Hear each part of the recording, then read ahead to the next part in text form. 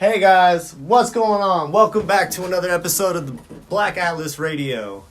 I'm your host, Michael Cannon, as always. And Isaiah, unfortunately, is not here once again. But we do have someone who has been on the show once before. I'll put the link in the description. If you haven't seen that video, go check that shit out. But for those of you who don't know, we have Scorpion the Dance Emcee here today. The live in the flesh. He back fucking with us, and you know it. Basically, just give us an update on your life since the last interview, I guess. Oh man, it's been a lot going on, loved one. I just got back from tour. Around April, I went to South by Southwest for the first time. That's right. Yeah. Experienced that 3-week tour. Went to South by Southwest. I performed at the Gotham Lounge. Gotham, like Batman Gotham? Like Batman Gotham. Shit. It's called the Gotham Lounge. It's a hella big ass lounge. It's like a two set lounge. They got it split in half, but it's hella big. It's like it's the different rooms, but it's hella big. They all got everything, like own bar, everything on all different sides of the lounge. It's crazy. It's clean. So I performed there, rapped and danced, had my own set to rap and dance. Right. So that's the first time that's ever happened on South by Southwest, niggas. You were mentioning that. So I gotta have that, make sure that's on record. Right. You know that's what I mean? right. And that's something you should, I feel like boast about, because this Dance MC is in the title, of course, and so there's not a whole lot of other people doing that. And matter of fact, I can't really think of anybody else. So I feel like that just goes to show like how much you stand out already, just compared to other artists, whether it be locally or just like everywhere. How many people do you know who just like dance and make music to the point on a high level? Yeah, doing South by Southwest performances. And how was that like experience, bro? Was that shit crazy? Like, yeah, it was a movie, man. I met Spice One out there. Oh fuck! I met Spice One, Legend. Legend. Shout out to the legend from Hayward, man. And who else we seen? It was all type of people out there. I know Just Blaze was doing some stuff. They had DMX perform. I didn't get to catch Just Blaze or DMX, but I know they was there. At South by Southwest. There was a bunch of stuff going on, so we were just out there networking. Very cultural, man. Like South by Southwest is pretty much like a big network database of there. You got different people, from people that's corporate, independent, people locally, just everybody out there just networking. So it was dope to experience. Is that in Houston or Houston, Texas? Okay, yeah. Big as fuck. Big as fuck. I didn't realize how huge that fucking city is. Houston is hot as fuck, but I love Houston though. They were showing me love out there, but it's hot. It's too hot. I wasn't ready for that. Yeah. I wasn't ready, you feel me? Yeah, man. I couldn't even do the Vegas heat. I feel you. But Vegas get hot. That's cool. I feel like a lot of shit has probably happened since the last interview, but I know I did want to mention that you have something very important coming up, right? That most people, well, you're doing a show about, actually, or not a show, but you're having for your bachelor party like a party showcase. Yeah. Right. Okay. Shout out to the Mad Hatter, man, my boy Dez. He put that together for me. So it's pretty much just like me and my inner close homies, and we're gonna be in South Lake Tahoe August 10th at Whiskey Dicks, man. Shout out to Whiskey Dicks. This is probably my 5th or 6th time performing there. They always show love, man. You know what I'm saying? I've only been out to South Lake Tahoe like twice, but I fucking loved it. It was dope. So beautiful out there, man. It's dope, man. I love that type of like vibe, like just being surrounded by like fucking That's the trees. first place I ever seen a mosh pit. Oh, what the fuck? Really? At my show. Oh, shit. That was my first mosh pit ever. They're crazy out in South Lake Tahoe. Yeah, we were doing a song called Don't Fuck With Me. It ain't my song. It's one of my partner's songs. And he, don't fuck with me. Something like, well, they gonna stay out of my business if you don't fuck with me. Some shit like that. So all these motherfuckers, you see all these motherfucking white people and shit, white kids and shit like, yeah, fuck Trump. Yeah. And they start screaming, fuck Trump. Throwing elbows. Start mosh pitting and shit. Started. He was like, that's the first time I experienced. I'm like, what the fuck is going on? That shit crazy. But it was real mosh, but they bumping each other's, yeah. yeah, don't fuck with it, yeah, bro. I was like, oh shit. I wasn't ready, funny. bro. I'd be like, what am I supposed to do at this point? Someone fucking gets knocked out, like. That shit was crazy. It was dope though. It was live. It was live. That shit was live though. That energy, that shit was crazy. So, you're getting married, obviously. Yes, I'm getting married. How's that feeling? Salute to all the people that's married, man. I'm about to join that club. Right, that's a big commitment to make. It is. I've been with my girl for 10 years. Oh, well then you know what I mean? Yeah. It'll actually make 10 years the day we get married. You know what I mean? In August. We get married on our anniversary.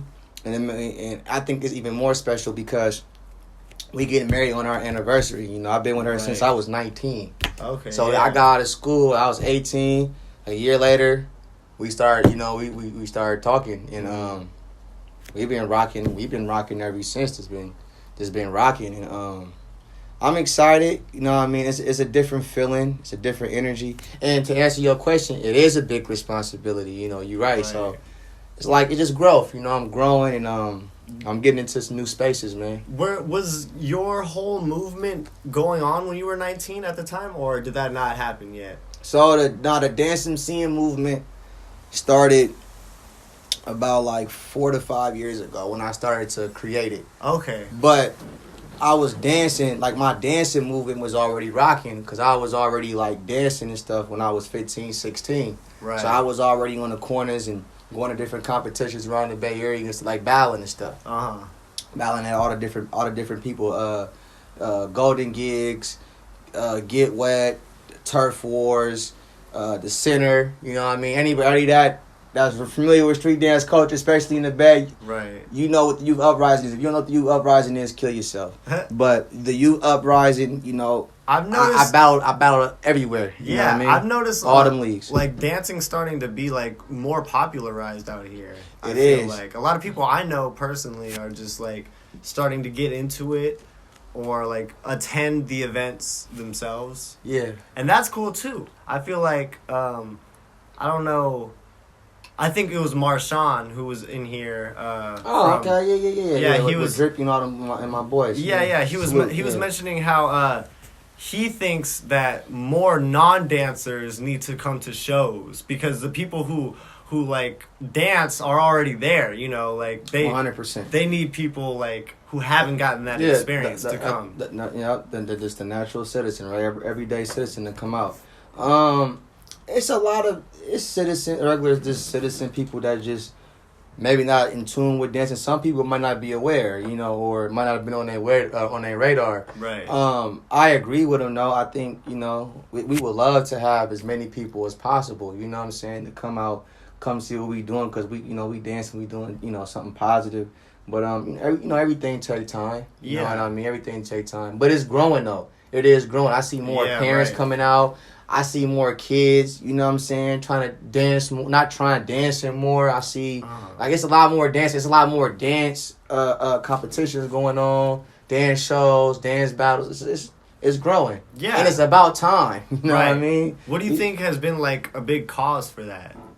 I feel like the entertainment industry is at an all-time high, and I'm glad that you asked that. I feel like it's a cause of that because I feel like, you know, the dancing spirit is in the airwaves now. Like it's big because, you know, I said before, you know what I mean? I'm an entertainer, you know, I rap, I dance, I wear, you know, multiple different hats, but you know, dancing is something that I'm really passionate about, specifically street dancing or freestyle dancing because even choreography, but just saying specifically street dancing, but if you look at a person's show, take any big like megastar, you know, it's about the overall show. Right. What do every artist have? They have dancers. They have choreographers. You know what I'm saying? Some shit going on in the background, though. Right.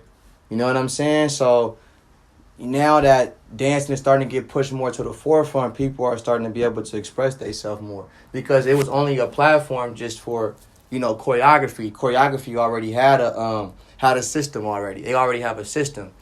And you know, the system, you know what I mean? It is what it is with the system. I'm not knocking it, but at the same time, you know, I'm here to adjust it, you know what I'm saying, in my way because, with dancers don't get no credit. When you look at people visuals and stuff, a lot of the dancers don't get no credit. I'm not talking about a shout out. I'm talking about actual credit on the visual. Right. We don't touch none of that YouTube money. If an artist book you for whatever, they gonna give you one-time payment. They gonna touch whatever they touch. If it's YouTube views, if it's anything, you know what I mean? Whatever they touch off of what they get that visual did or whatever. Right. But the dancer don't receive any of that. You just get one-time payment, and a lot of times the payment's to scraps. Right. You know what I'm saying? So it's like I help you create an art piece. I contribute to your art piece, just like a person will contribute to a verse. Right. Right? The person that contributes a verse, they get some type of royalty, right? They get a they get a percentage. If it's 5%, 10%, and they get credit featuring so and so. They do not do that for dancers.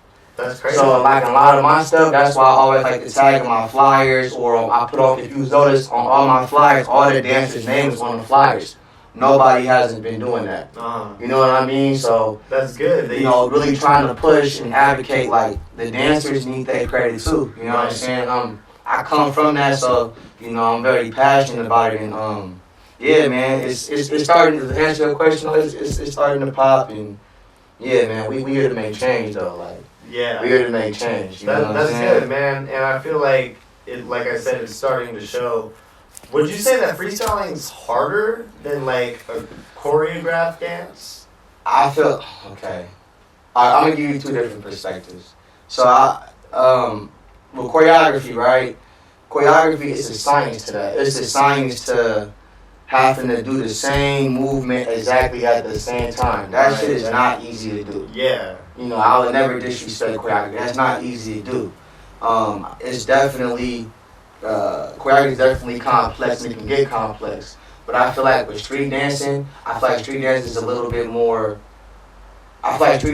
more harder because it's all about just feeling. It just come from here. It just comes from the heart. You know what I mean? It's not like everything is calculated. Where I gotta do 3 8 counts, boom, boom, boom. I gotta go here, do here, boom, boom, boom, all at the same time. And if you got somebody, the head choreographer, whoever it is, telling you what to do, you get more of a help of what you need to do. You know what you got to do because everybody doing the same thing. But when street dancers, when you coming from a place where you don't go to workshops and stuff, they got workshops for choreography. When you don't got workshops, when you not going, no gymnastic training, no contortion training, nothing, and you just coming off the street and you can do everything anybody else do. You can get on your toes like a ballerina. Yeah. You know what I mean? Yeah. You can bend your body in unique ways with no contortionist training. God damn. You get what I'm saying? Right. Like, you can do flips with no gymnastics training. Like, I feel like street dancing is more, it's more harder. You know what I mean? That is from my narrative though, but I respect both. You know what I mean? But I know how hard both work, but I come more from the street dance culture world. I did with that with the choreography, but it just wasn't me. That's just not my thing. Right. But freestyle is something like that, but not exactly like that.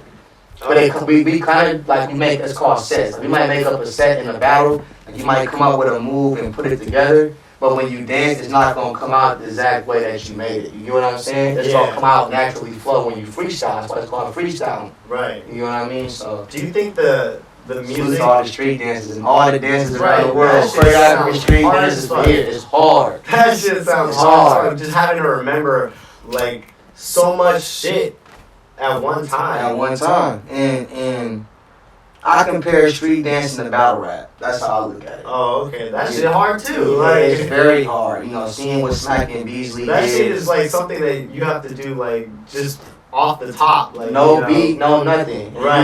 You gotta write 3 verses.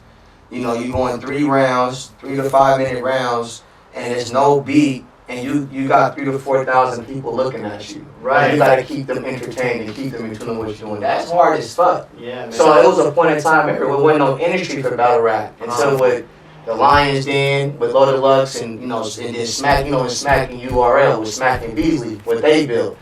Now they didn't build that platform up to where they selling out, venues that's holding 3,000, 4,000, 5,000 people. That's the same bus as street dancing in. I've been seeing it. I've seen where street dancing can go. I can see street dancing selling out Oracle Arena or the Staples Center.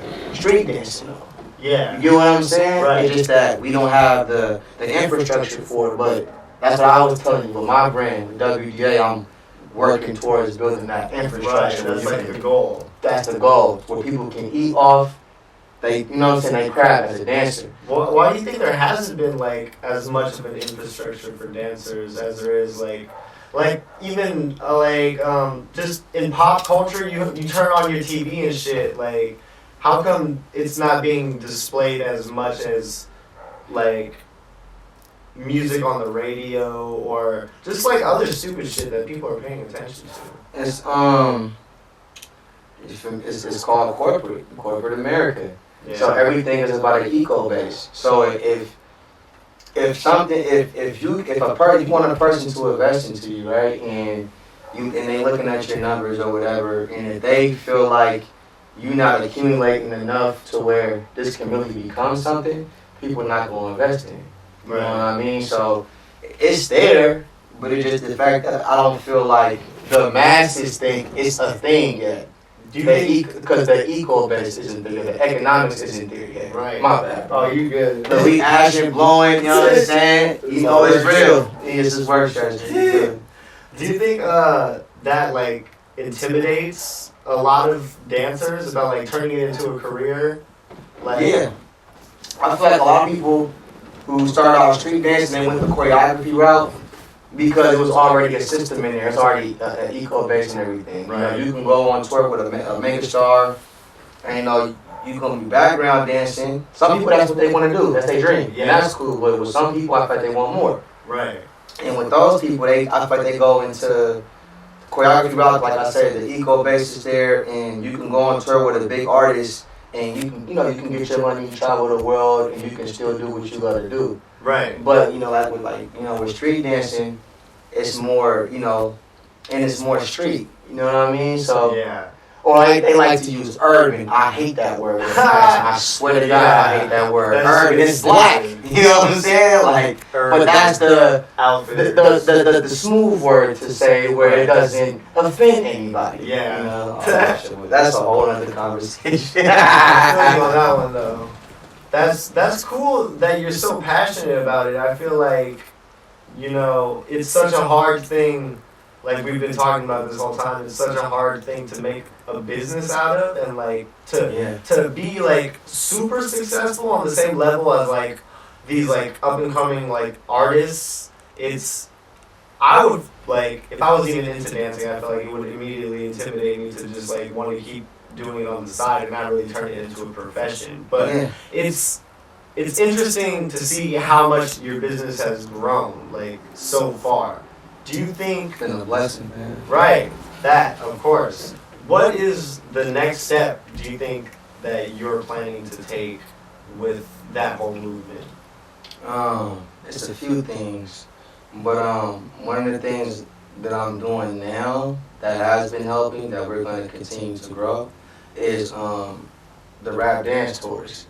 Mm-hmm. Me actually taking the street dancers and putting them in the venues and touring them around different states. We're bringing more awareness to what we do. Right. A lot of people in different states, they don't know two fucks about no dancing. Yeah. Will be free. That's a part of like your branding. Oh, niggas can come smoke, have a real conversation. It's not an interview. I always saw it as like a negative thing, as it's like not. These people are just out Look at Joe Budden. He got 3 different ways for 3 different podcasts on how you do shit. Yeah. All about the scenery, how you want to do shit. It's organic. We just be talking. You let motherfuckers smoke weed, be comfortable. Yeah, you know that's the thing. Like, I don't write shit down before interviews. I like just do everything I like that spontaneous. too. I like that too. I like it better when it's just like a natural conversation. Big facts. Oh my man, go ahead. So I was gonna say, with your whole movement thing, I know you also have artists under your label too. Hell yeah. I got artists, you know what I'm saying? I believe I am. Are these the homies, or are these people that you just like found through? Nah, this is people I know. Oh, okay. Some of them on my team, some of them on different teams, and that's that turf dance, you know what I'm saying, out here in the Bay Area. So we got Velo, that's my little bro. You know what I'm saying? Salute to you, Velo. You know, he representing BA, Best Alive. One of the Bay Area teams that's out here. I got my boy Yuck. You know what I'm saying? He's on Shouts BTA. out. That be rapper. They got a Vallejo. They all from different places, but they got popping out of Vallejo. You know what I'm saying? So, you know what I'm saying? Salute to Yuck. I got you know, my boy S Dot, you know what I'm saying? That's my brother right there. Raw Future, of course. That's and S Dot and Raw Future, they both on my team. So right, like, I see his name on your a lot of the flyers, yeah. Is so that just another artist with you, or is that like your manager? Or? No, Raw Future, he's my teammate. Okay. On the Animaniacs. He's actually one of the original Animaniacs. Even though he's younger than me, that's my dance OG. In culture. Shit. Like, he came out before me. He was out in like 2004, 2003, 4-ish. I came out in 2007. Damn. Yeah. So he already was light years ahead of me. He come from the original era. He was one of the first little kids. So, but you know what I mean. He's passionate about hosting. He got his own movement, Foot Surfers movement. You know, like I was telling you about, one of the best people on 2 feet, man. He got, like I say, I still don't know how you do that shit. Right. Floating on water, like I can glide, but you know, that shit ain't fucking with his shit is on a different time plane and shit, but that's crazy. Apollo, you know what I'm saying? So shout out to Apollo too. And pretty much what I did was this, you know, just to give out some free game. So, you know, if you got a crew, you got friends, loved ones, whatever it is, whatever you passionate about, this is what I did.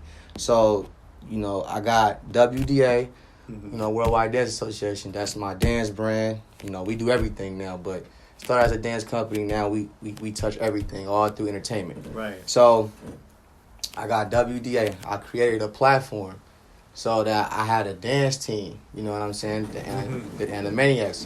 That's the dance team I'm on.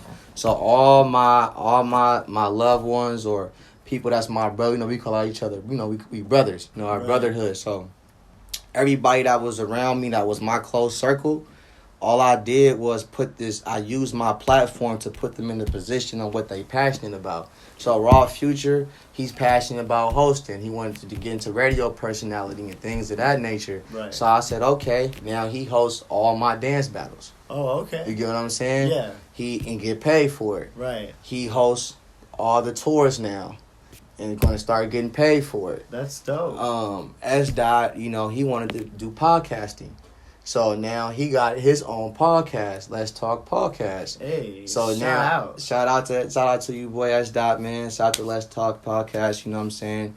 Follow him on Anchor. You know what I mean? He on there, man. Tap in with my brother. Where could people follow you at? I realized we didn't say that. Oh at the beginning. We just building.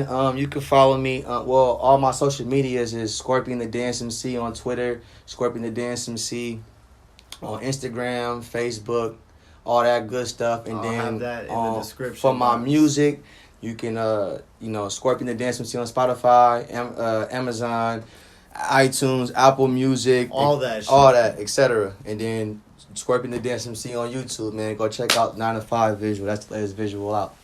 Yeah. That's the latest one? That way. Yeah. Go run them views up. 9 to 5, run them views up. Check I need an M. Support. Share it and subscribe.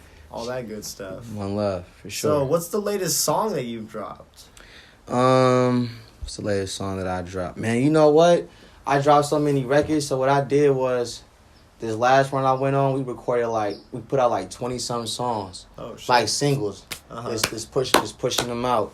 I'm working on a project right now that's finna drop real soon. You know what I mean? Like real soon. Was this your latest project? This is my latest project. You know what I'm saying? Scorpion the Dance Emcee. You already know. The Who Am I EP, you know, I produced. Majority by Omar Lewis. You know what I'm saying? Then my boy Taboo got a joint on there. He got a feature on there too. Him and Faye. Faye's actually on here too. Oh shit. She on there talking that shit too. Was this 2017, 2018? Yeah, that's 2017. Oh, okay. Late 2017, I believe. Yeah, 2017. So might be a little off, but I believe it's like 2017, 2018. It's been over a year for sure though. I know that for a fact. So would you say that this latest project that you're putting out is gonna be worth the wait? Yeah, 100%. I feel like I've grown a lot on this project. You know, as an artist, any artist, know you always trying to outdo yourself. You know, be better than your last work, continue to evolve. Course. But I feel like it's describing the energy I'm at right now, or not even just where I'm at. It describes the energy of what I represent. Mm-hmm. You know what I'm saying? Everything I'm saying on there, from the production to the, you know, to the content. You know, I'm talking some shit on there.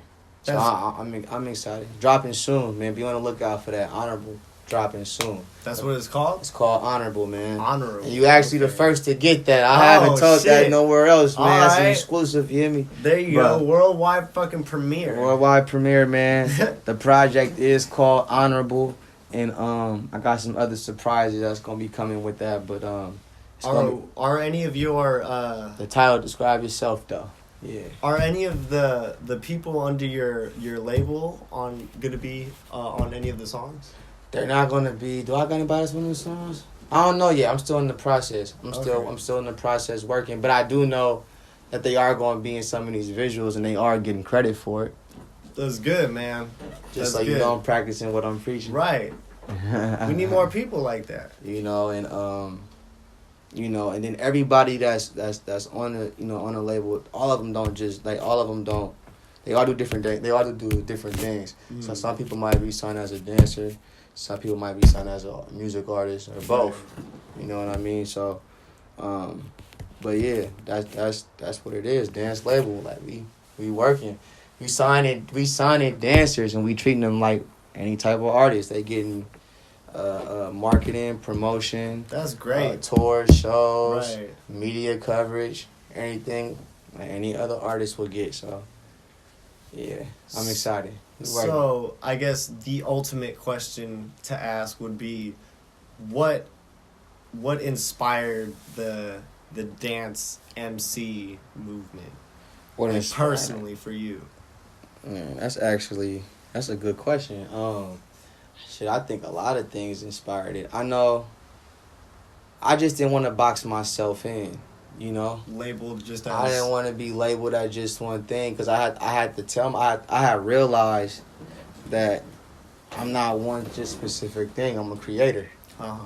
You know what I mean? An artist. I'm just an artist. I create. I'm a creative. And, you know, I'm just as passionate about dance as I am with music. Uh-huh. And vice versa. I'm super passionate about both. One may have kicked off first than the other, but I was very passionate. So I had to rebrand myself. You know what I mean? I was like, you know what? I feel like I can make this thing one full entity and show a complete package of who I am. So I think it just came from me, just from dancing, actually. I think dancing had actually, and more so I feel like inspired it because it made me feel like, all right, I got to a certain level in dance and I accomplished certain things, okay. And I was always still passionate about music, but it was like I didn't want to give up one way or the other. Right. You know what I'm saying? Like, yeah. I'd be like, all right, I'm gonna take a break from dancing and I'll just do music, but then I start missing dancing. Right. And I was like, man, you know what? Fuck that. Like, yeah. who said I'm putting stress on myself? Like, who said I can't fucking do both? Like, why not people both? will say that, like, you gonna have to pick one, Scorp. You know what I'm saying? I'm not saying that it's easy, but it's not impossible. You know what I mean? I'm living proof. Yeah, of course. And I'm glad people have you for inspiration, too.